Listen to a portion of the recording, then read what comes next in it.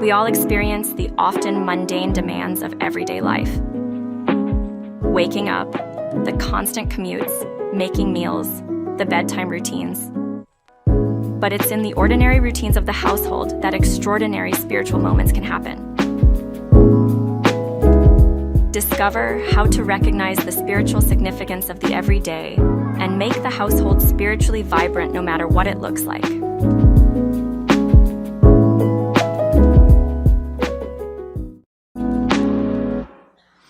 Well, again, it's good to have you with us this morning. I want to give a special shout out to those who are joining us online. We're glad that you're with us this morning as well. We're going to kick off a brand new message series today. We're going to be in it for the next 5 weeks, 5 Sundays, called Household Habits. You just saw that. I'm going to start this morning, though, with some lyrics from a song, and I want you to tell me whether these lyrics are worship or pop lyrics. Ready? Here they go. I'll give my all to you. You're my end and my beginning. Even when I lose, I'm winning, because I give you all of me, and you give me all of you. Oh, oh. Pop or worship? Pop. Oh, you guys are good. You listen to too much music, right? But I think any good modern day worship song has oh, oh in it, right? Like, sometimes the critique of modern day worship music is that it sounds too much like pop music, that it's more like a love song, and not necessarily to God, but just a love song in general. And that's a whole nother sermon. We're going to get there. In fact, at the end of the summer in August, we're going to get there. But today, I'm using it to make this point. We often divide things in our world between sacred and secular. Well, that's a worship song. That's a pop song. No, it's just a song. Like we take things and we make them sacred and we make things secular, right? And so in this whole series on household habits, the first thing we've got to tackle is that there is no difference between sacred and secular, because anything secular can be sacred. Let me say that again. Anything secular can be made sacred. You know how? When we encounter God in it.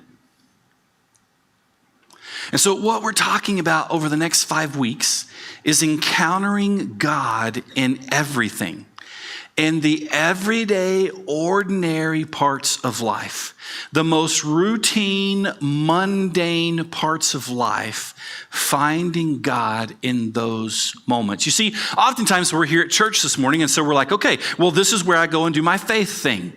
Like, I'm doing my faith thing because I'm here at church this morning, but when I'm not at church, I'm not doing my faith thing. That's more a secular thing, right? So when I'm at church, I say, well, this is sacred and spiritual. But at home, I talk about things being domestic and secular. The truth is, faith is shaped at home. Faith is shaped around a table sharing food with one another. Faith is shaped in the random conversations that happen in the morning and before going to bed at night. Faith is shaped in those questions that come from the back seat to the front seat that have no answer. Shape is faith in the everyday, ordinary, routine parts of life. We just have to look for those sacred moments there. And so what we're going to be doing for the next 5 weeks is walking through how to find those moments in just the everyday, ordinary habits of life. So we're going to be in the book of Deuteronomy. So if you got a Bible with you this morning, grab it. If you want to go to a Bible app on your phone, if you can reach down there in the seats in front of you and grab a Bible, Deuteronomy chapter 6. Deuteronomy is the 5th book of the Bible. So from the very beginning, 5 books. It's Genesis, Exodus, Leviticus, Numbers, Deuteronomy. Now in Christian churches, we call that the Pentateuch, and it stands for the law. All right. In Jewish, Orthodox Jewish homes, they call it the Torah. Torah literally means the law. And we're going to be in Deuteronomy 6 this morning. But I'm going to challenge you as we're in this message series, because we're going to be in Deuteronomy every single Sunday, to study the book of Deuteronomy. Later this morning, I'll give you some tips on how to do that, because it's not easy to just jump in and start reading from the book of Deuteronomy. But Deuteronomy chapter 6, I'm going to start reading in verse 1. I'm reading out of the English Standard Version, so if you're reading out a different translation, it'll read a little bit differently. The Bibles there in the seats in front of you are the New Living Translation. Deuteronomy chapter 6, verse 1 says this: "Now this is the commandment, the statutes, and the rules that the Lord your God commanded me as Moses is talking, that the Lord your God commanded me to teach you, that you may do them in the land to which you are going over to possess it, that you may fear the Lord your God." Now let me catch you up on what's happening here, okay? Genesis, God creates everything. It's perfect. It was God's perfect design. Genesis chapter 3, mankind rebels, and there's the fall. And so Genesis, Exodus, Leviticus, Numbers, Deuteronomy is all the story of God's redemption plan. We find Jesus in Deuteronomy. You'll hear more about that here in just a second. But it's all about God's redemption plan. So he makes a covenant with Noah. He makes a covenant with Abraham. That covenant brings all of God's people to Egypt. At first, that's great. Then they're enslaved to the Egyptians. Then God delivers them from slavery. And now they've been wandering in the wilderness for 40 years. But they're at this point of transition. And they're about to move from wandering to the land that they will call home. Okay? They're in this incredible transition. So many things going on. They're going to move from the wilderness to the promised land. They're going to move from being wandering nomads to being stable farmers. They're going to move from not having or possessing any land to conquering all of the land. They're going to move in leadership. Moses, spoiler alert, is about to die. Joshua is going to become the new leader. So they're even transitioning in leadership. And so Moses gathers all the people together, and for 40 days, he gives them Deuteronomy. Or what becomes known as Deuteronomy. Think of it as one big pep rally. Like here in Lubbock, the Matador song goes on for 40 days. That's what it's like. He's gathering all the people together and he's like, listen, this is a huge transition in life.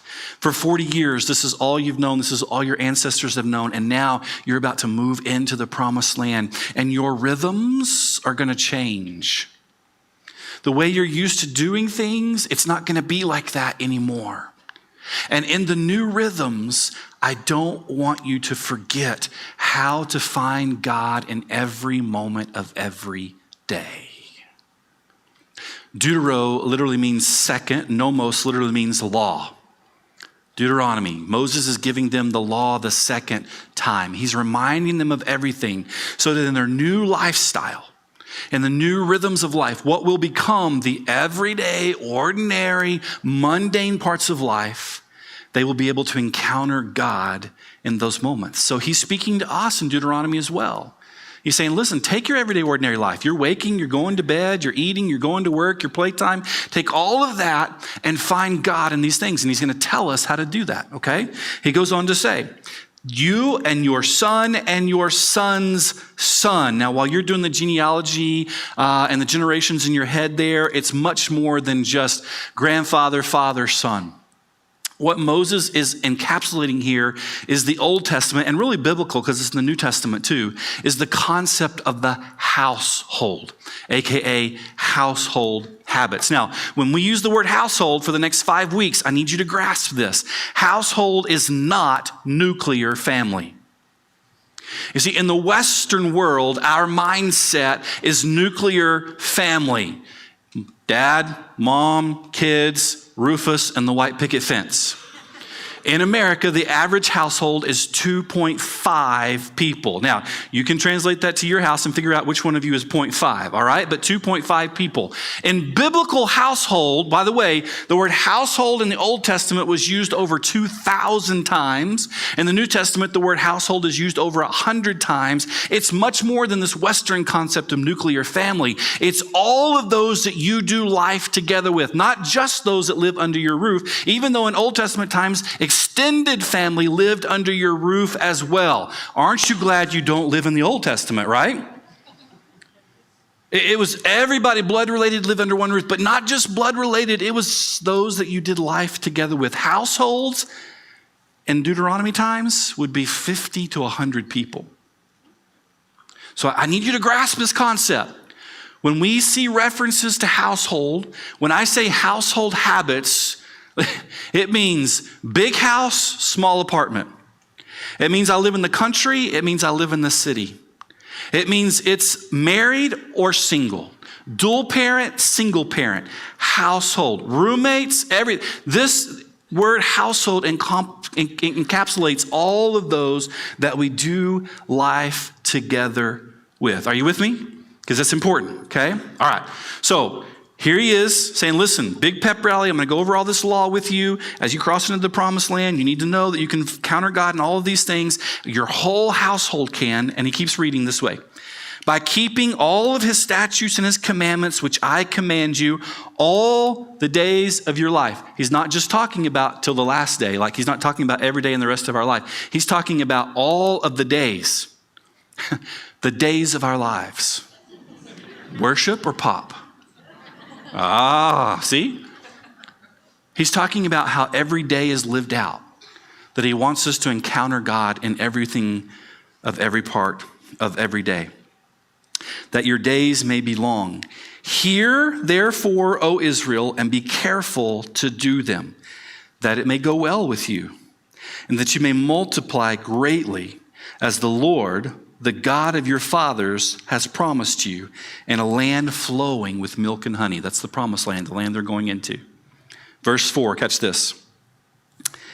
Hear, O Israel, the Lord our God, the Lord is one. You shall love the Lord your God with all your heart, with all your soul, and with all your might. Let me say that again. Hear, O Israel, the Lord our God, the Lord is one. You shall love the Lord your God with all your heart, with all your soul, and with all your might. Now, if you come from an Orthodox Jewish background, you memorized that. In fact, that was the very first thing you memorized in your household. It's called the Shema. Hebrew for Shema means hear or listen, which is how Moses begins this. Hear, O Israel. In an Orthodox Jewish home, it's the first thing that's said in the morning and it's the last thing before you go to bed at night, talking about rhythm. These two verses, verses 4 and 5, Hear, O Israel, the Lord our God, the Lord is one. You shall love the Lord your God with all your heart, with all your soul, and with all your might. Jesus even picks up on that in the Gospels. In Matthew, Mark, Luke, Jesus is asked, what's the greatest commandment? Now let me give you some backstory on that. The law from Genesis, Exodus, Leviticus, Numbers, and Deuteronomy, by the time Jesus arrives on the scene, there's 613 laws that the people are expected to follow. 613 commands. Now you can imagine with that many commands, one day Jesus is teaching and someone says to Jesus, can we just keep it a little simpler? What's the greatest commandment? I can't follow all 613 of them. I can't even memorize them. How am I supposed to keep up with all 613? But Jesus, if you can just tell me the most important, maybe I can follow that one. From Deuteronomy chapter 6, verse 5, Jesus says, love the Lord with all your heart, with all your soul, and with all your might. Now in some of the Gospels, the word mind gets thrown into there as well. Hear, O Israel, the Lord our God is one. And you should love the Lord your God with all your heart, with all your soul, with all your might. Now, let me tell you a little bit about what Jesus, what Jesus is saying there, what Moses is saying through God to us, okay, to the Israelites that are about to take the promised land, what he's saying to us in our normal everyday rhythms of life. The Lord our God is one. Now, they were in transition. They were moving from wandering in the wilderness where they had been following God for 40 years. They're going to move into the promised land, and there's occupants in the promised land. People live there. They have to conquer them. Those occupants were polytheistic. Poly meaning many and theistic meaning gods. They worshiped many gods. And Moses is telling them before they go into that land where they'll be surrounded by these people who worship many gods that God is one. There is only one God. And here's what Moses is saying. Listen, as you go into this land, you're going to be surrounded by people, and they have a God for this, and they have a God for that, and they have a God for this, and they have a God for that, and you're going to be surrounded by them. But you need to remember in your everyday, ordinary life that there is one God, and in everything you do, that one God is to be worshiped. In everything that you do. So, take home number one for us this morning. Begin to take a look at your everyday, ordinary life. The rhythms that are a part of your everyday life. And ask yourself this question. Where in these rhythms has someone or something become an object of my worship?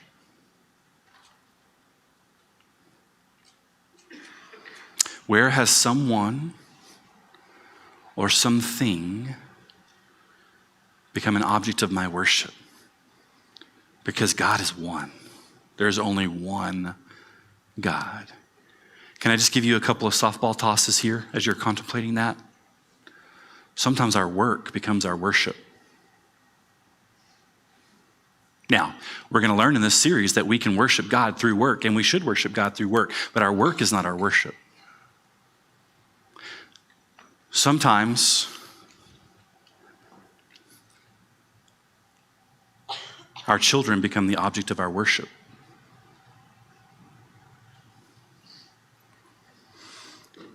Sometimes our phones become the object of our worship. Where in the rhythms of my everyday, ordinary life is someone or something becoming the object of my worship? Because it's very difficult to find an encounter with God in the places we're worshiping above him. That's what Moses is saying to the people. And then he says this, love the Lord your God with all your heart, with all your soul, and with all your might. Like I said, in the New Testament, sometimes the word mind gets thrown into there. And man, this makes a great message series. 4 weeks at least. 1 week I can talk about heart. 1 week I can talk about soul. 1 week I can talk about mind. 1 week I can talk about strength. And there's nothing wrong with that, except that's not the intention of what Moses is saying here. What Moses is saying, with the point he's making, is that we should love God with every bit of us. Oh, look what I'm about to do here. All of me should worship all of him. Because all of him has given himself to all of me. Oh.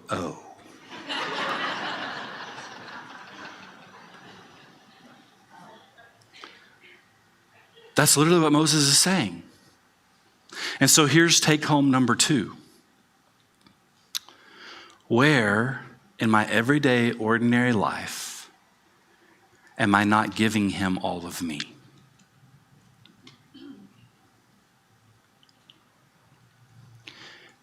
So this week, I want you to walk through your everyday, ordinary rhythms of life. And I want you to take note of them. Most of the time, you don't even think of them.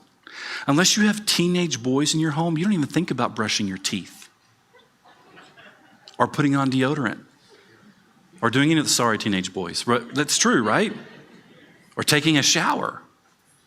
We don't even think about those things because they become so, listen, next week I'm going to talk to you about the neuroscience behind habits. It's going to be fun. We don't even think about those things. They happen subconsciously or unconsciously. So this week, I want you to begin to think about them. And I want you to begin to ask yourself, where are some of these things becoming the object of my worship? And where in these things am I not giving all of me to Jesus? That's our starting point. You with me? I don't know if you guys are like me, but I'm a visual learner. I like to see things. If I can see things, it makes more sense to me.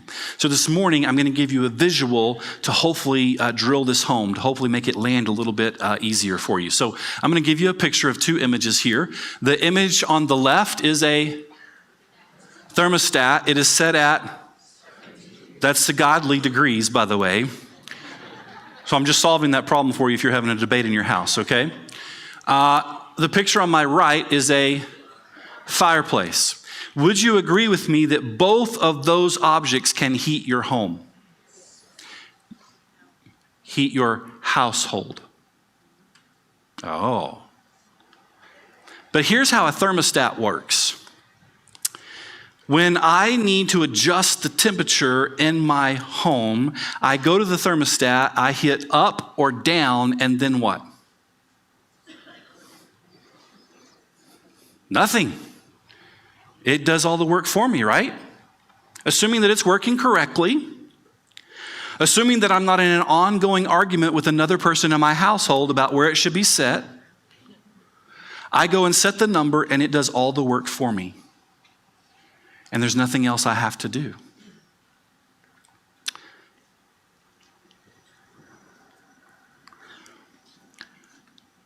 That's often how we view faith in our household. If I can just get my kids to church, the church will take care of that for me. If I can just get my spouse to church, the church will take care of that for me. If I can just get my roommates to church, the church will take care of that for me. If I can just get my grandchildren in church, the church will take care of that for me. If I can just get my kids enrolled in a Christian school, the school will take care of that for me. How's that working for you?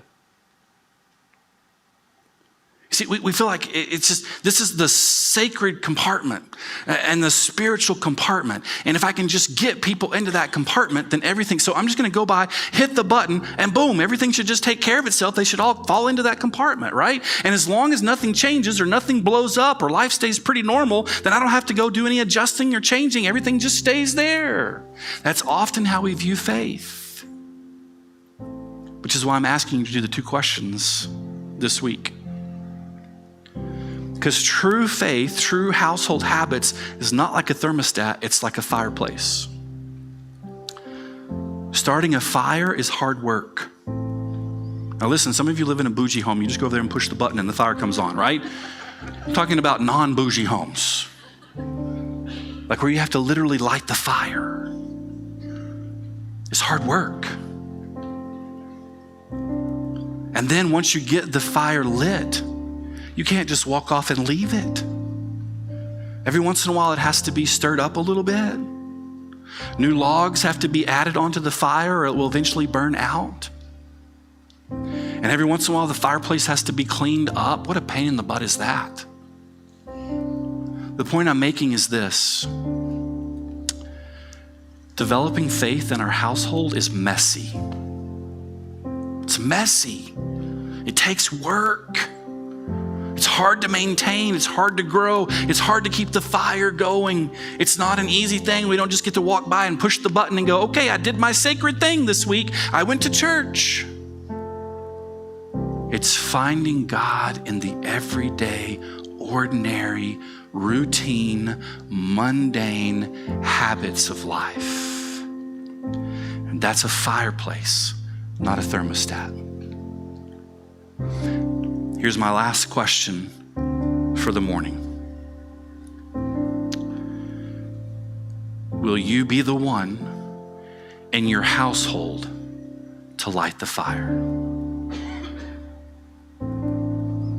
Will you be the one that stands up and says, it's time to stop dividing the sacred and the spiritual from the secular and domestic? And I need to take a stand in what we call the secular and the domestic. I need to light the fire so that our faith, my household's faith, is being formed in the everyday, ordinary routines of life. In the next weeks, we're going to talk to you very practically about how to make that happen. But it doesn't matter what we say practically if you're not willing to say, I'll start the fire. So God, as we've sang already this morning, would you fall on us? Your fire, God, because we understand that we can't start your fire unless your fire is first burning within us. So we ask that you would just fall on us this morning. Light a fire in us so that we can light the fire for our household. This morning, let us just simply say, yes, I'll light the fire. And to that yes, would you show us this week, Jesus, the places in our everyday, ordinary life where we've been worshiping someone or something other than you? Would you show us in our everyday, ordinary life where we're not giving all of us to all of you?